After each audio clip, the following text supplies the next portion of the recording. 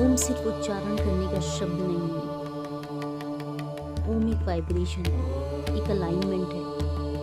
जब भी तुम ओम बोलते हो, तुम अपने मन को, अपनी सांसों को, अपने ध्यान को एक ही फ्रीक्वेंसी पर ले आते हो। इस वजह से ओम सिर्फ बोला नहीं जाता, उसे महसूस किया जाता है।